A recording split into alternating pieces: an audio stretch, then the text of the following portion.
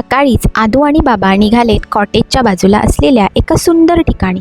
नमस्कार मंडळी, स्वागत आहे तुमचं नेक्स्ट पार्टमध्ये. तर आम्ही ज्या कॉटेजमध्ये थांबलेलो त्याच्या बाजूला सुंदर असं कुंड होतं.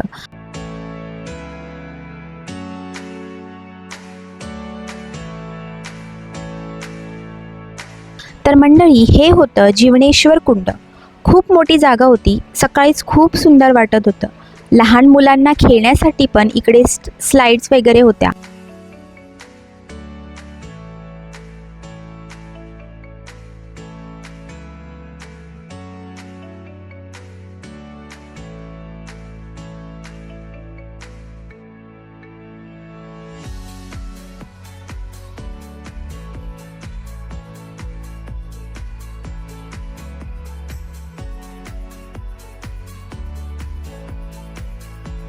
आदू लगेच जाऊन खेळू लागली आणि आदू सोबत असली की मी आई आहे हे विसरून तिच्यासोबत नेहमी लहान होते. माझ्या खेळण्याच्या नादात तिला थोडं लागलं पण.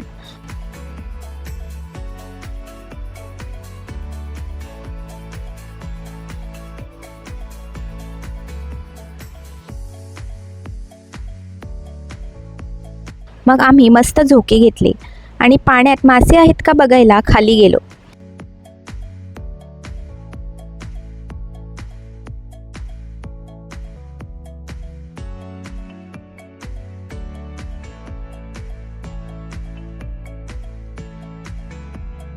मग आम्ही परत रूमवर गेलो, रेडी झालो कारण आम्ही निघणार होतो नेक्स्ट लोकेशनकडे.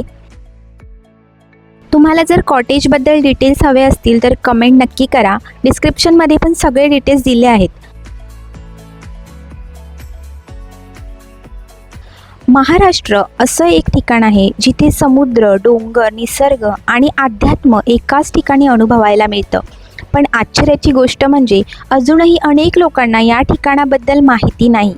चला तर मग आज आपण हरिहरेश्वरच्या सुंदर सफारीला निघालो आहोत.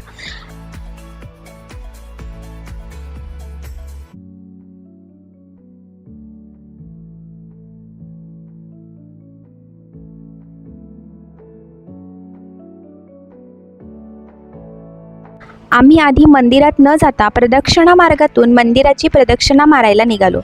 ऊन खूप कडक लागत होतं.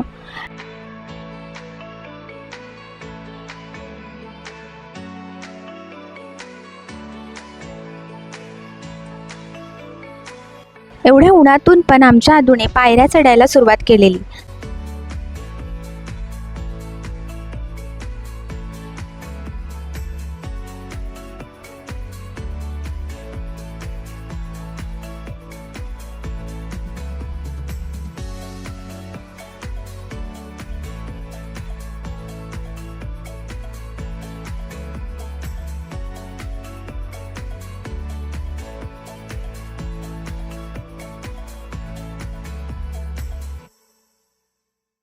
सगळेजण दमलेले. सगळे हळूहळू येत होते. मी एकटीच पटापट पुढे निघून आली कारण आम्हाला वाटेत कोणीच दिसत नव्हतं. मी पुढे येऊन चेक केलं की आम्ही चुकीच्या रोडने तर नाही ना आलो. खालच्या बाजूला समुद्राच्या लाटांचा आवाज येत होता.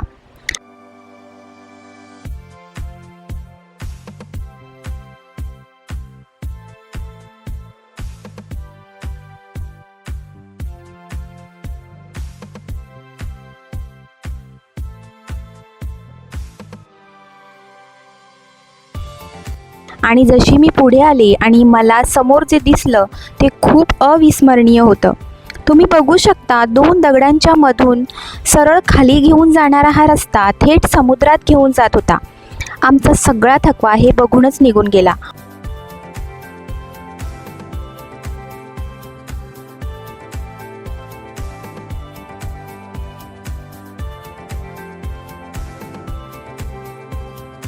हळूहळू खाली उतरलो सगळे. एवढ्या सुंदर आणि प्रदक्षिणा मार्गामध्ये एवढा कचरा. आपली पर्यटन स्थळं आपणच स्वच्छ ठेवणे गरजेचे आहे हे येणारे लोक विसरून जातात. इथे मला दिसली सुंदर अशी दगडात कोरीव काम केलेली शिल्प किंवा मूर्ती पण म्हणू शकता. समोर अथांग पसरलेला समुद्र आणि एकीकडे या दगडावर समुद्राच्या लाटा आदळून तयार झालेले हे दृश्य. म्हणजे तुम्ही विचार करू शकता पावसात इकडे येणं किती रिस्की आहे. समुद्राला कधी अचानक भरती येऊन पाणी वरती येऊ शकतं.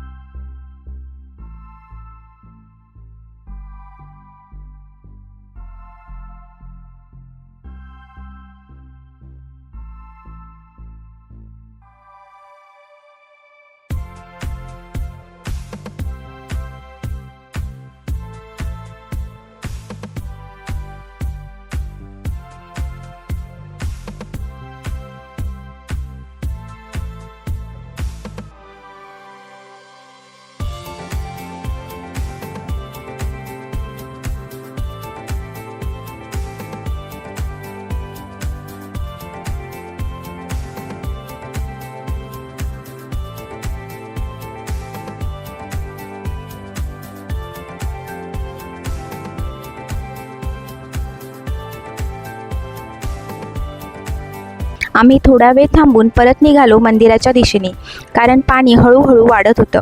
हरिहरेश्वरला कोकणची दक्षिण काशीसुद्धा बोलतात. मंदिरात येऊन आम्ही छान दर्शन केलं. हे भगवान शंकरांचं मंदिर आहे. आत खूप सुंदर अशी पिंड आहे. दर्शन करून बाहेर आलो. चिवने सगळ्या देवांचं दर्शन घेतलं.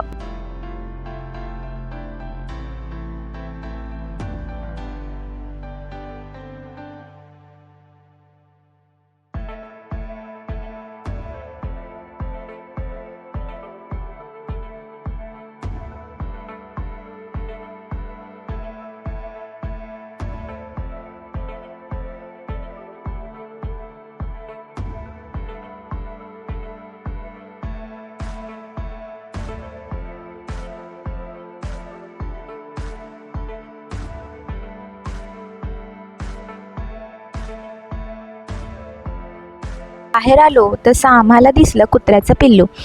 त्याच्यासोबत दोघी खेळू लागल्या.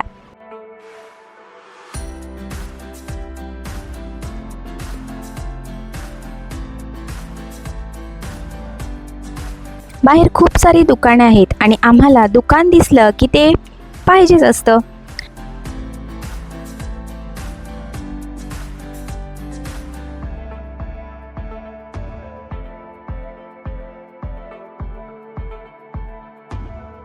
आणि मंडळी, आम्ही मगाशी जशी पार्किंगमध्ये गाडी पार्क करत होतो तेव्हा आमच्या गाडीचा टायर पंक्चर झाला.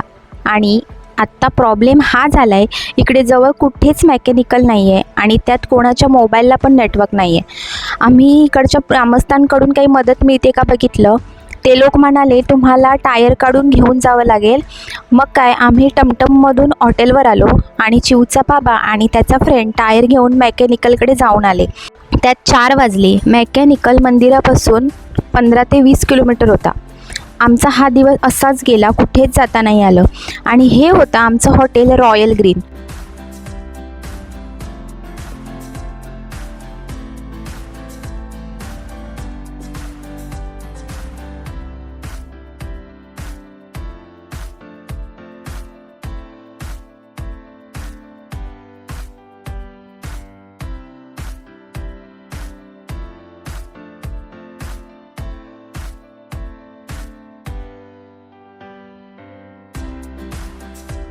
रूममध्ये काय करणार, मग आम्ही मुलांना घेऊन स्विमिंग करायला आलो. स्विमिंग म्हणजे चिवचं फेवरेट. मग स्वतःची ट्यूब नायराला देऊन स्वतःच एकटीच स्विमिंग शिकत होती.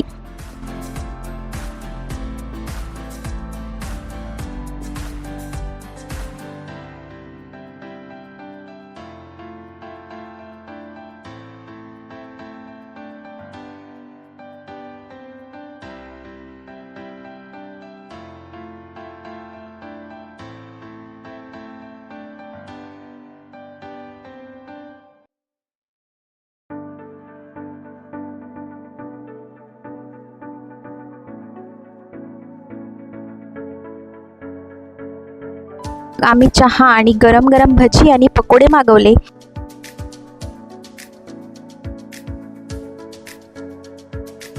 रात्री बाहेरच बसून मस्त जेवण केलं. तर हा आजचा दिवस आमचा असा गेला. उद्या काय करणार, कुठे जाणार ते लवकरच सांगू. तोपर्यंत टाटा, बाय बाय.